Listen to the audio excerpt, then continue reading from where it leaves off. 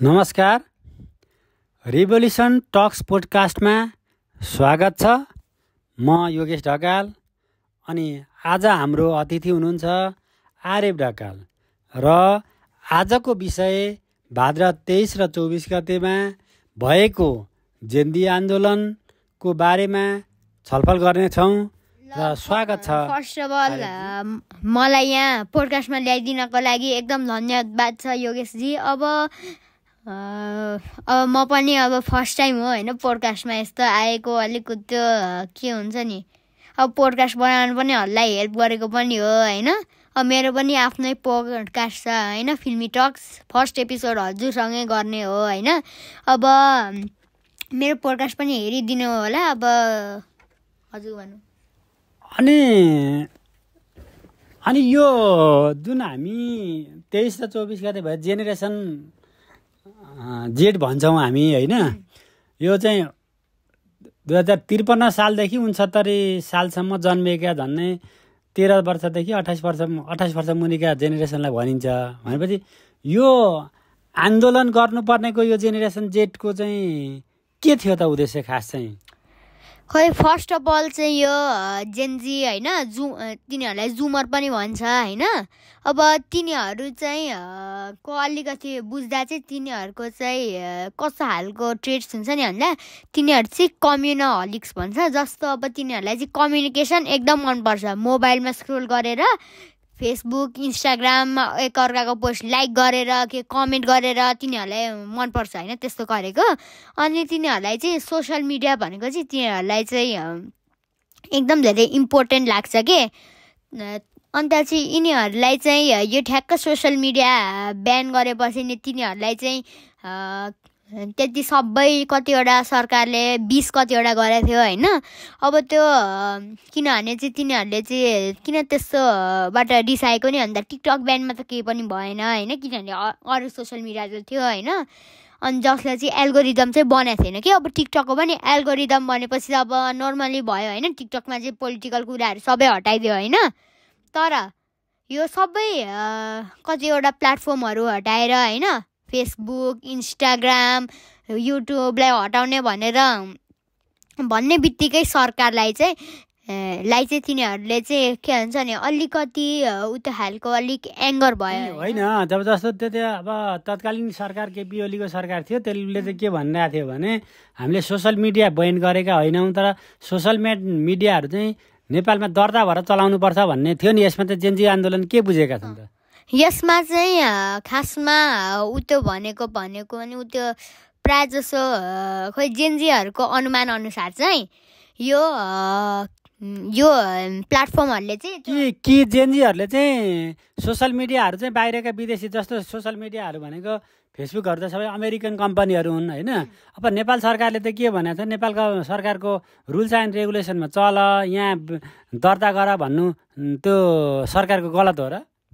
होइन, तर सुन्नु चाहिँ भएको छैन। अब उहिलेको दर्ता त भइसकेको थियो होइन, तर खासमा दर्ता मात्र भनेर चाहिँ मिस्टेक बनाउनु भएको थियो होला होइन पृथ्वी सुब्बा गुरुङले चाहिँ। खासमा चाहिँ करेक्ट शब्द भनेको चाहिँ सूचीकरण। अब जेन्जीको उतोमा जाँदा नि तिनीहरूले चाहिँ त्यो सोसल मिडिया चाहिँ नेताहरूको विरुद्धमा होइन त्यो नराम्रो कुराहरू बन्थेन होइन। अब त्यो सूचीकरणमा चाहिँ के थियो नि भन्दा त्यो जुनै पनि त्यो नेताको बारेमा त्यस्तो नराम्रो कुरा गर्यो भने चाहिँ त्यो एउटा एल्गोरिदमबाट चाहिँ तुरुन्तै पोस्ट हट्छ होइन। अनि तिनीहरूलाई चाहिँ त्यो चाहिँ आफ्नो फ्रिडम अफ स्पिच हराएको जस्तै लाग्यो होइन। तर त्यही पनि त्यस्तो खासमा केही पनि भएन। तर त्यो सरकारले चाहिँ यही 7 दिनमा गर्नुपर्छ भनेपछि चाहिँ अलिक त्यो भयो होइन। तर त्यही पनि तिनीहरूले चाहिँ त्यो वास्तै गरेनन् के। अब तिनीहरूले चाहिँ सबै सोसल मिडियाले चाहिँ कर पनि तिरिरहेको थिएन होइन, दर्ता पनि भइसकेको थियो। त रिपोर्ट अनुसार हेर्न मिल्छ कि युट्युब र गुगल चाहिँ गुगल पिबिटी एलटिडी भनेर दर्ता भएको थियो। फेसबुक व्हाट्सएप इन्स्टाग्राम जस्ता खालको एपहरू चाहिँ मेटाबाटै दर्ता भएको थियो होइन।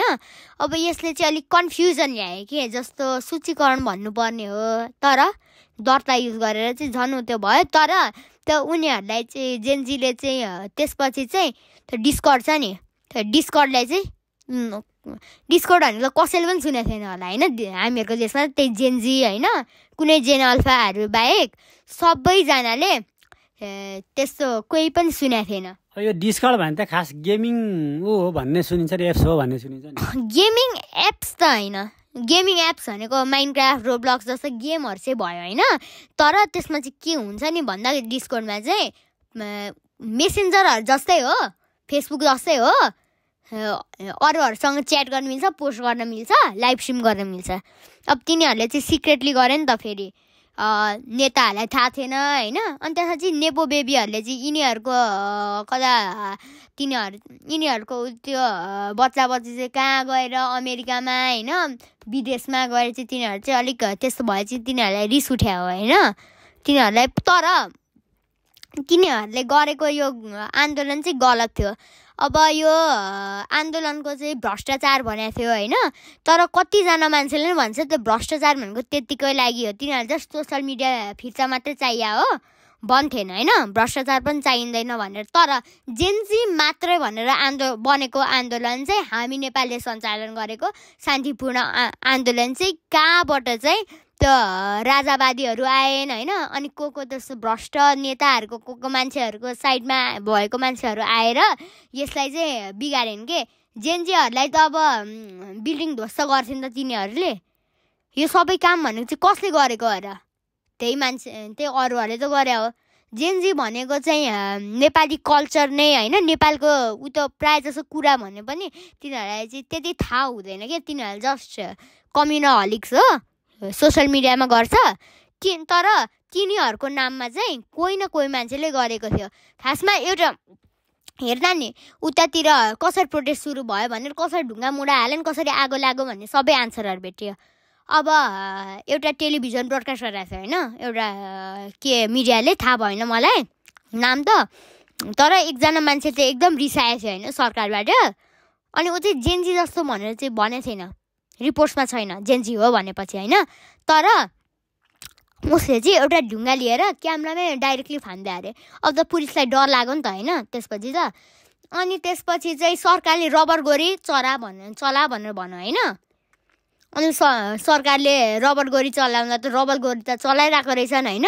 तर कोही चाहिँ एउटा स्नाइपर आएर चाहिँ कता बिल्डिङबाटै लुकेर एकजना मान्छेले हान्ने रबर। अनि एउटा उ त रिपोर्टहरूले पनि देखाएको छ होइन, कति प्रायः जसो रिपोर्टहरूले त्यो उ त पोस्टहरू पनि छ होला होइन फेसबुकमा, रबर गोली चला भनेको सरकारले।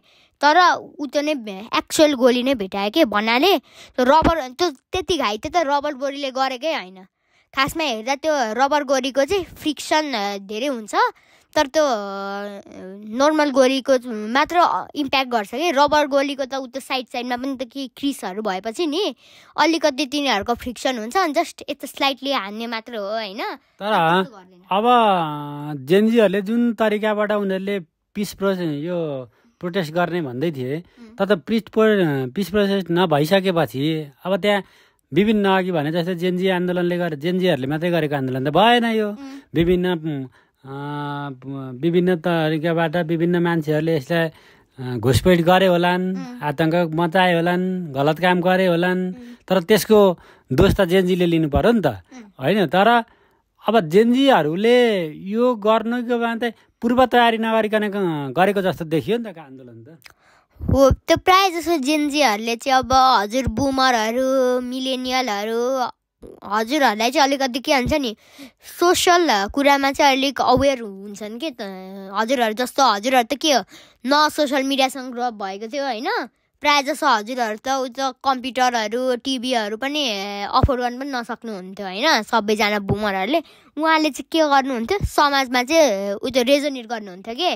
अब त्यो सबै समाजमा यस्तो के फलान गरेपछि त त्यो जेनजीहरू र जेन अल्फाहरू होइन तिनीहरू त के समाजको बारेमा वासै गर्दैनन् कि। तिनीहरू जस्ट मोबाइल गेम भिडियो उ त्यो अनि केहरू हुन्छ। तर यस्तो पनि हुन्छ नि त, अब जेनजीहरूले के बुझेनन् भने हाम्रा जेनेरेसन यक्सले कुनै पनि त्यो जेनेरेसन यक्सहरू एउटा जेनेरेसन खटेको चाहिँ देश बनाउनको लागि खटेको चाहिँ तिनीहरूलाई चाहिँ थाहा भएन कि जस्तो देश चाहिँ एउटा घर जस्तै भयो, एउटा फाउन्डेसन भयो होइन।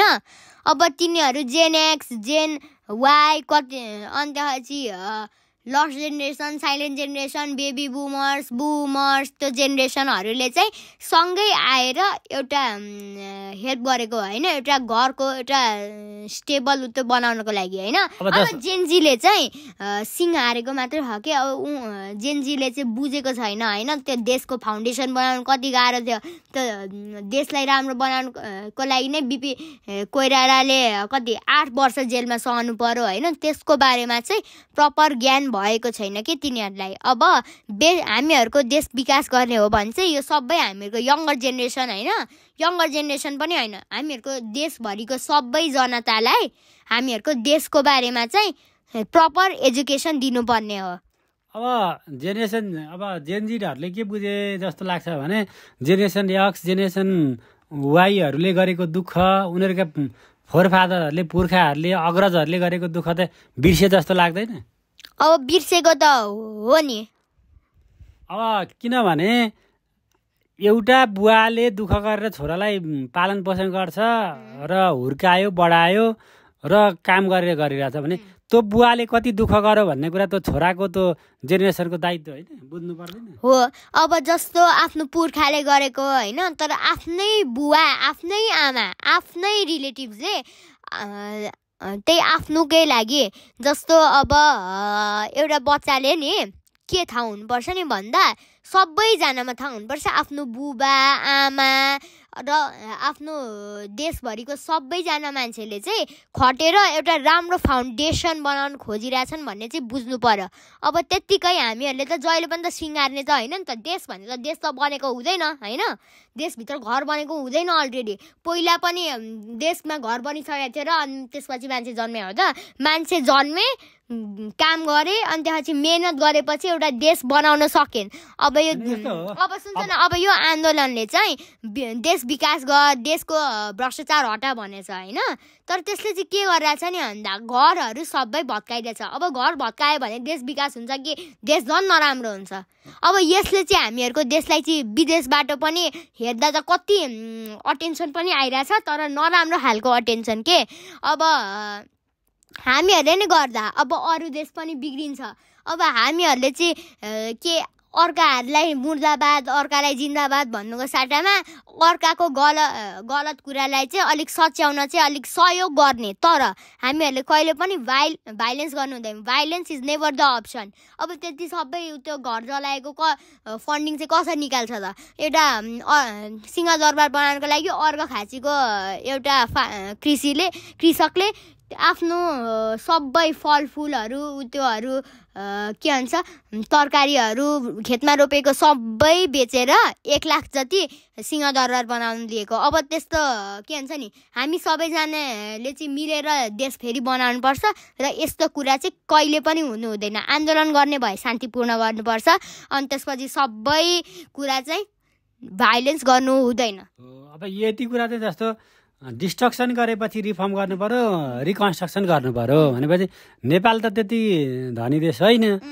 बल्ल बल्ल दुःखले गरेको भनेपछि मैले भनेको कुरा के हो भने हामी जेनेरेसन जेडहरूले के बुझेनन् भने जेनेरेसन वाई उनीहरूका अग्रजहरू जेनेरेसन वाई जेनेरेसन एक्स यो ब्रुमर भनौँ साइलेन्ट जेनेरेसनहरूले गरेको दुःखको कारणलाई उनीहरू आज सडकमा आएर यहाँ आन्दोलन गर्न सके त भनेपछि ती आफ्ना अग्रजहरूको योगदानलाई चाहिँ सेल्युट गर्नु पर्दैन? जेनजीले मात्र होइन, सबै पुस्ता होइन, आफूको सबै पुस्ताले सबैजनाले चाहिँ आफ्नो सुन्छ न, सबै पुस्ताले चाहिँ के गर्नुपर्ने हो नि भन्दा आफ्नो पुर्खाले गरेको चाहिँ सम्मान गर्नुपर्ने हो। कि एउटा मान्छेले त्यस्तो गर्न पनि सक्दैन भने त्यो हाम्रो देशको नागरिक होइन। अब हो यो गर्दाखेरि अहिले जुन देशले दुःख पाइराखेको छ, अब अहिले के छ भने पोलिटिकल ल्याक छ। अब अर्को कुराहरूमा हाम्रो मुभमेन्टको एउटा कुनै पनि बाटो देखिरहेको छैन। अब इलेक्सन भनिरहेछ त्यता समस्या छ। अब इलेक्सन गर्ने कुरामा पोलिटिकल पार्टीहरू आफ्नै पनि समस्या छन्। अब विभिन्न तर्फबाट डिस्ट्रक्सन भइरहेछन्, विभिन्न तरिकाबाट मान्छेलाई फियर छ, डर छ, त्रास छ, गाउँघरमा त्रास छ। हो यस्तो कुराहरूलाई त जेनजीले बुझ्नु पर्यो नि त, जेनेरेसनहरूले। अब जेनेरेसन जेड, जेनेरेसन अल्फाहरूले पनि के बुझ्नु पर्यो भने भइरहेको संरचनालाई रिफर्म गर्ने हो, नयाँ तरिकाबाट रिफर्म गर्ने हो, त्यसलाई डिस्ट्रक्सन गर्ने होइन भन्ने बुद्धि चाहिँ आउनु पर्दैन र? पर्छ डेफिनेटली।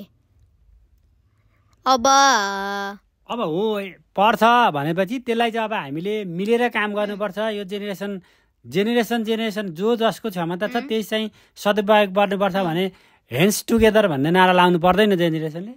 अब पर्छ।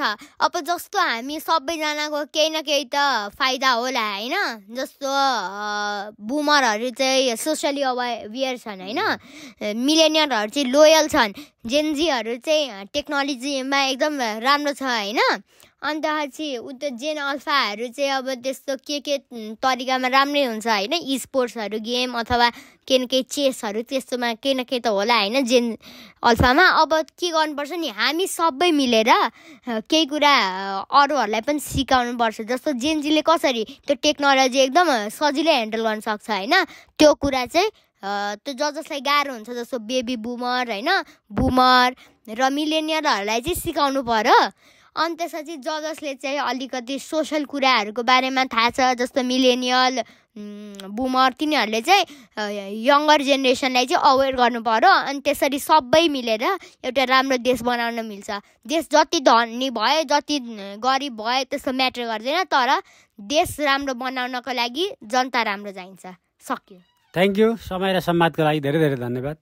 ल अब तपाईँलाई धन्यवाद होइन पोडकास्टमा बोलाउन। तर के पोडकास्टमा बोलाउनु, मैले त काम गर्ने हो पोडकास्टको होइन। तर अब आजको एपिसोड सक्यो होला होइन? सक्यो। धन्यवाद। ल।